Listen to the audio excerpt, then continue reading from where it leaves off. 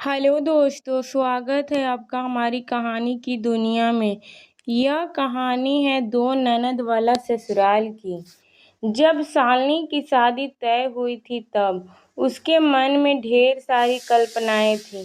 ससुराल का आंगन हंसी ठिठोली करती, सास जिम्मेदारी और स्नेही प्रति और दो प्यारी नंदें जिनसे बहनों जैसा रिश्ता बन जाए। लेकिन किस्मत हर बार किताबों जैसी नहीं होती। शादी बड़ी ही धूमधाम से हुई थी। गांव में दूर दूर से लोग आए थे। शालिनी सजी धजी डोली में बैठकर जब अपने नए घर पहुंची तो स्वागत में सबसे आगे थी उसकी दोनों ननदें, रचना और कविता।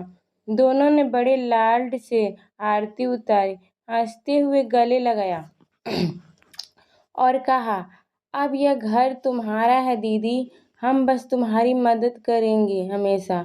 शालिनी का दिल भर आया। पहली ही रात उसने भगवान से कहा, मुझे इनका प्यार यूं ही मिलता रहे। ससुराल में सब बहुत अच्छा चला। रचना कॉलेज में पढ़ती थी, कविता भी 12वीं में पढ़ती थी। घर में शालिनी उसकी सास मिलकर खाना बनाती, फिर सब साथ बैठकर खाते और रात में छत पर बैठकर बातें होती। शालिनी को लगता था जैसे उसे ससुराल नहीं कोई नया मायका मिल गया हो। लेकिन धीरे धीरे रिश्तों की असलियत सामने आने लगी। रचना जब भी घर आती उसे लगता कि शालिनी माँ से ज्यादा करीब हो रही है। उसे बात बात पे टोकने लगी, यह सब्जी कैसे नहीं बनती, तुम्हारे बोलने का तरीका अच्छा नहीं है, भैया को तुमने बदल दिया है। कविता भी बहन के पीछे पीछे चलने लगी है और धीरे शालिनी से कटने लगी। एक दिन जब शालिनी ने अपने सास के पैर दबाते हुए उन्हें अपनी मायके की बात सुनाई तो रचना तंज कसते हुए बोली, बस अब मम्मी तुम्हारी हो गई। सास चुप रही, लेकिन शालिनी के मन में चुभन रह गई। उस रात पति से बोली, क्या मैं कुछ गलत कर रही हूँ? लेकिन पति हंसकर बोला, अरे बहनें हैं, थोड़ा बहुत होता है, तुम दिल पर मत लगाओ। समय बीतता गया। कविता की शादी तय हो गई। घर में फिर से रौनक थी।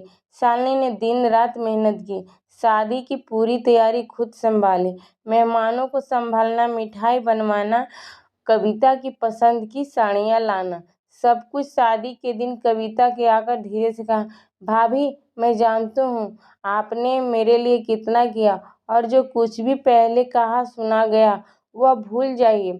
शालिनी की आंखों में आंसू आ गए। पर एक हफ्ते बाद रचना की नौकरी लगने की खबर आई, लेकिन वह अपने घर आने के बाद पहले जैसे नहीं रही।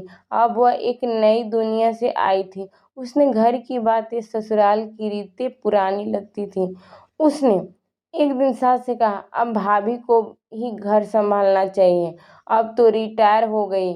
और जाते जाते शालिनी को देखकर मुस्कुराए, अब जब भी बड़ी बहू हो सब तुम्हारी जिम्मेदारी है।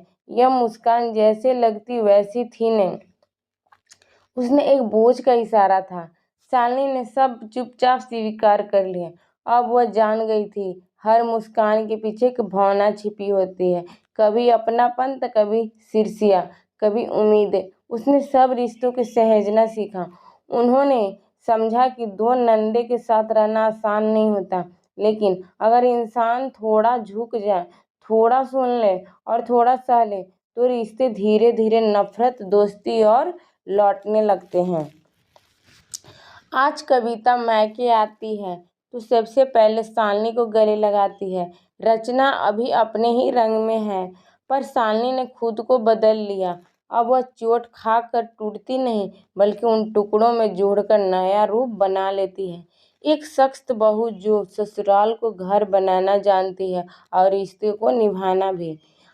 यह कहानी है उस लड़की की जो दो ननदों के ससुराल में आई थी और समय ने उसे नंदों से ज़्यादा समझदार बना दिया। अगर कहानी अच्छी लगी हो तो मेरे चैनल को सब्सक्राइब कीजिएगा, ज़्यादा से ज़्यादा शेयर कीजिएगा और कमेंट कीजिएगा। आप लोग के लिए बनाते रहूँगी मज़ेदार कहानियाँ।